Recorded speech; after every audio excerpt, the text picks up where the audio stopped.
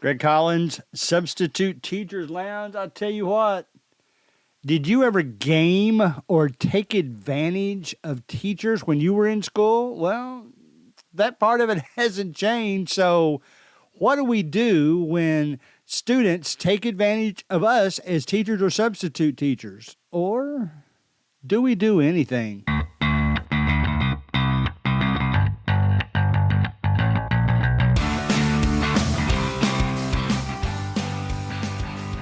All right, guys, just got back from 2 weeks in the Caribbean. We had a great time. I got to have a monkey stand on my head in Honduras, as well holding a sloth in my arms. So that was a lot of fun. Did a Royal Caribbean cruise ship. If you can get, I'm retired now, so it's a little bit easier to do that than it was when we were younger. So today's episode was actually some things happened that made me think about this.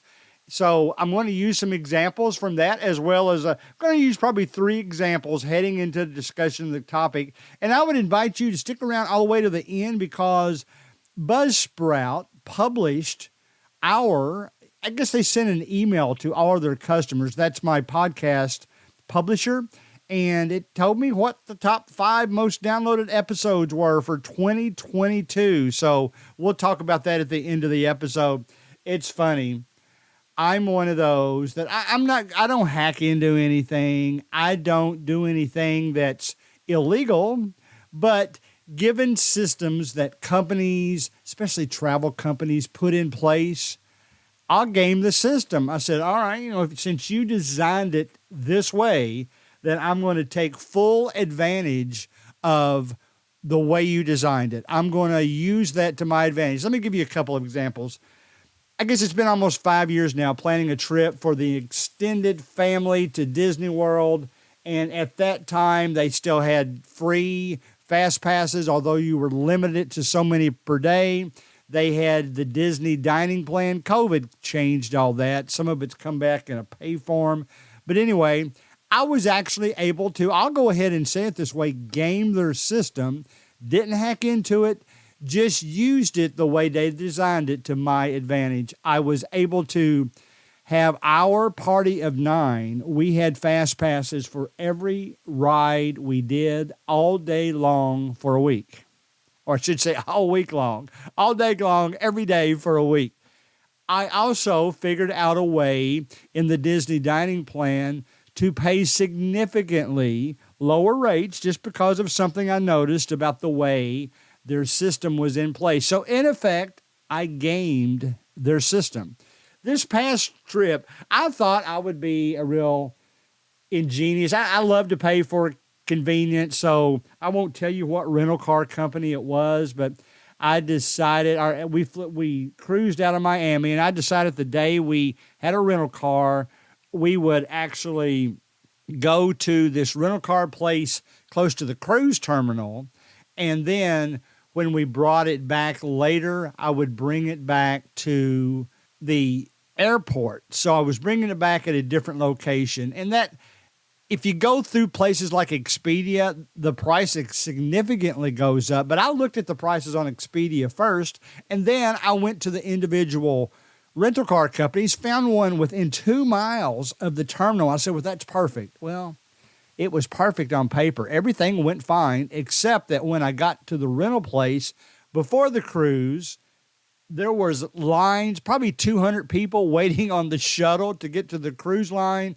So we took an Uber instead. But coming back is when I gamed the system. The plans were to go, I already had my reservation to go to the same location 2 miles from the cruise port, pick up our car, drive it. We were going to spend a couple of days on the beach before we flew back out, and then return it to the airport. Well, I got there, same type of lines for the shuttle, but of course we weren't using the shuttle anyway. I went inside, waited in line, and when I got up, she found my name and said, all right, we'll let you know when your car's ready. And I said, well, how long would that be? And she said, at least an hour. And I said, so you actually have to wait for others to bring cars back before you can give it to me? And she said, yes. So here we are sitting on the street on what we just knew. If she said at least an hour, it was going to be significantly more than an hour. Well, the systems for that rental car company would not allow you to cancel a reservation without a $50 fee. Now, we just spent a lot of money on a cruise, so $50 wasn't that much, but I just refused to let their system take advantage of us that way.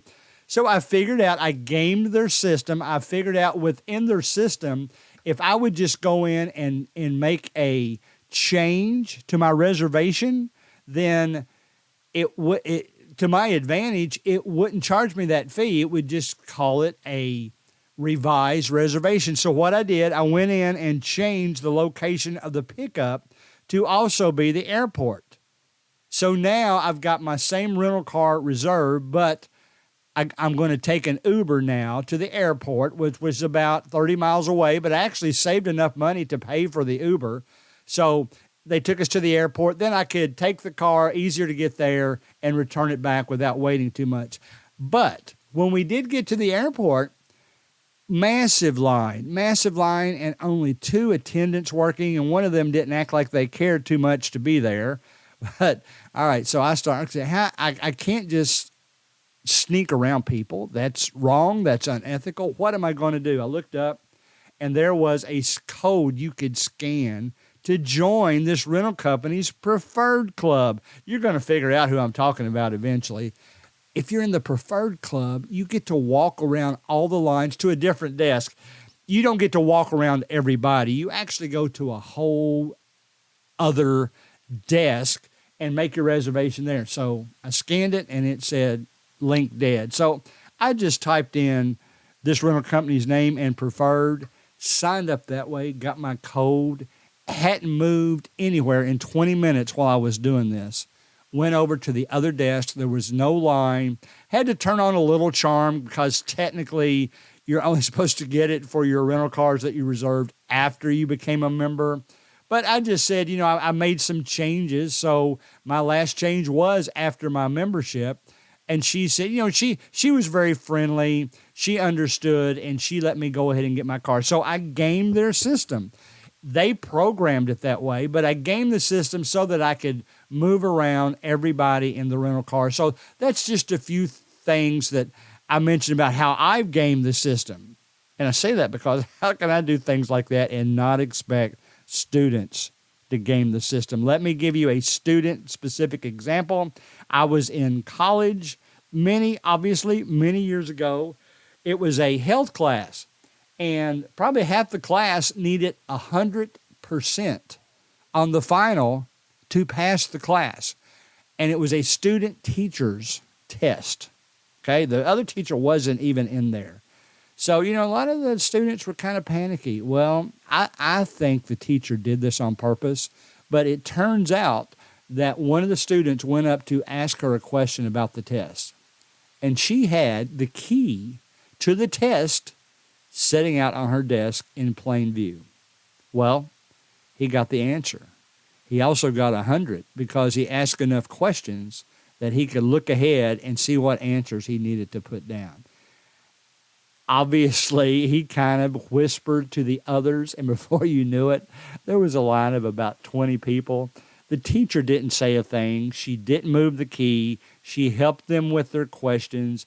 I think she wanted a good review too, so she wanted more students to pass her class. I think she laid it out on her desk on purpose, but that is another way that as a student, they gamed the system to get the grade they needed to get. Now, let's come to substitute teaching and teaching. This may actually apply as much to teachers as anything. How do students game the system today? Now, I will tell you this. If you go into Google Forms and you design tests, which I think is absolutely the way to go, make sure on each test that you check the defaults because I can't remember exactly if it defaults to this or this is one of the choices. Sometimes it will let them take tests multiple times. And if they don't do a good job the first time, I don't think it will let them see the correct answers and then retake it. But either way, they could take it multiple times to hopefully help their grade. I might even be wrong about maybe they do see the answers. Obviously, that would help their grade. Now, I will say this. I've also run into teachers that don't mind kids taking tests multiple times because they feel they're not there to zap the kids and try to give them a bad grade. They're there to help them learn. So if they take a test over and over again until they get better, well, they have learned through the whole process. So there's that whole argument to try to get through. But moral of the story there is when you're using electronic sources, make sure that you're aware of all the security built in and make sure that you maybe give them a chance to take the test multiple times. And if that's not what you've done, you need to close those holes. The other main way that students will take advantage of you is that they look for your weaknesses, not in a malicious way, but they know if you don't have any problem with this, they're going to do that all the time. If you have a problem with this, they might do it on occasion just to see your reaction. So you got to be prepared. The gist of the episode today is I want you to be prepared for what you should do if students take advantage of you of game systems that you have put in place. And I said all that in the beginning because we've gamed the systems too. Maybe the best example is when a student wants to retake a test and maybe you don't want them to. You don't want ways to get their grades up because they should have known it the first time. I'm not like that. I'll try to give them other ways to improve their grades. If I do, I will offer that to all the students in the area. If I offer it even to 100% students, maybe I give them something that's worth 10 points, and I'll just tell the 100% students, if you do this assignment, maybe you'll get a modified test or you already have a head start of 10 points on the next test, those types of things. But be thinking about what you're going to do when students game the systems that you put in place. I wouldn't recommend being mad. I would recommend learning from it because we did it too. And I would just say, try your best to put the things in place that can't easily be gamed and can't easily be taken advantage of. And, I laugh about it sometimes. Sometimes I'll have students come up and tell me about other students. Hey, this student is doing this over here. And I'm thinking, man, I didn't even think about that. Sometimes I even give them credit, maybe not verbally, but in my head I'll have to say, that was pretty clever of you to figure that out. But think about what you're going to do. I wouldn't recommend reacting overly negative when they game the systems you put in place. Improve the systems, and then, maybe you can even use them. It wouldn't bother me at all to tell a student, I see what you did here, and I think that was actually clever to figure that out. I'm going to help you design something that keeps other students from doing that in the future. And then maybe that's what you do from there. All right, let's talk about the best episodes of last year. Although that's probably not the correct way to say it. The most downloads of last year. I don't know. Some people might not think they're the best. I will tell you this. We have had a sharp increase in episode downloads the past 6 weeks or so. We're gaining a lot of new members. Sometimes they go back and listen to the older episodes too. So we gained a lot of that, but you're not going to see episodes of the last 6 weeks in this top 5 list because they haven't had a long enough run. These are episodes that take into account the entire 52 weeks of 2022.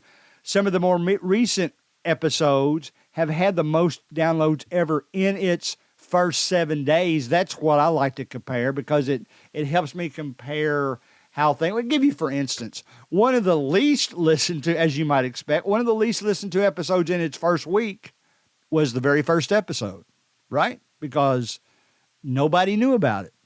Now, the very first episode is the most downloaded episode in the history of the podcast, which you might not be shocked when people find it, they go back to the first episode to listen to it. But anyway, so with all that in mind, these are the episodes that were downloaded the most in the first year. or I'm the first year in 2022. I'm not going to give you the number because not all platforms even give you a number. I'm just going to give you the title, let you go look for it. But it doesn't shock me at all that these were the most downloaded episodes. All right, I will start by mentioning that it tells me that we are in the top 25% of all podcasts that are published, so that's kind of cool. It gives me the most popular cities. It's funny, my hometown is the most popular.